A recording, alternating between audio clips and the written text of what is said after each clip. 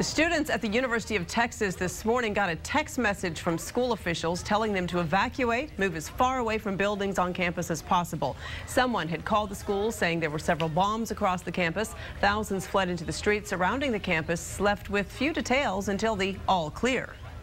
It kind of reminded me of the shooting that happened freshman year, and it's kind of a little scary because we just don't know what is really going on right now, what kind of threat there is, where it's at. We're all just kind of waiting around, waiting for the text to release us and say that everything's okay, which hopefully it is.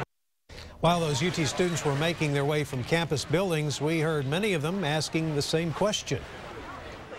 Yeah, I just talked to a lot of students, and the question on everyone's mind is pretty much the same, which is why did the threat come in at 8:35 and then it took nearly an hour for the students to be notified?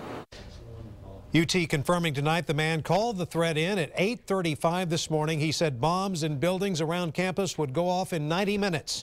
The campus emergency alert website did not warn students to evacuate until 9:53 this morning. And that's leading to a lot of questions. KXAN's Casey James is live with more on UT's explanation about how the threat was responded to today. Casey? Well, the president of the university said he is pleased with this evacuations this morning, how they were handled, and stands by all decisions that were made. The first thing we do is evaluate the threat. Right? It's easy to make a phone call. At 8:35 Friday morning, the university received a phone call threatening several bombs would go off starting in 90 minutes. If the threat had been there's something ready to go off in 5 minutes, then you don't have the time to evaluate. You just have to pull the switch. But with a 90-minute window until the so-called bombs would detonate, the university took time to discuss with local, state, and federal agencies on the seriousness of the call. Certainly, the global situation would be part of what we would look at, and the federal government would look at, and what the state and the local authorities would look at when we're evaluating any threat. When the threat time approached closer and authorities unable to clarify the threat, at 9:49 the decision to evacuate was made. We sent out text and we hit the siren to get everybody's attention and sent out text pretty much at the same time. 69,000 students, faculty, and staff are signed up to receive the emergency alert text. Within minutes, thousands of people flooded the streets of UT.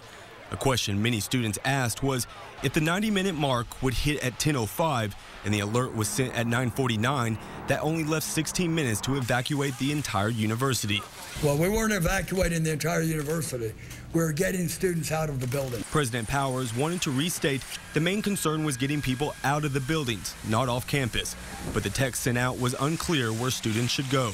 We evaluate and debrief the response on every one of these incidences. And we always learn things where we can be clearer in the future. We've, of course, learned from each situation in the past. We continue to learn and do a better job of it. Now, authorities are not releasing any information at this time about the call or investigation, but say they are taking this matter very seriously. Live at the University of Texas at Austin, Casey James, KXAN News. There was a similar threat and evacuation at North Dakota State University in Fargo today. An alert went out to students and workers there after somebody called in a bomb threat. Authorities have not said whether they think the threats in North Dakota and here in Austin were related. And we've just heard that campus officials say a small college in northeastern Ohio has been evacuated because of a bomb threat there. Hiram College posted a statement on its website today saying it received a bomb threat Friday afternoon, and they're taking that threat seriously.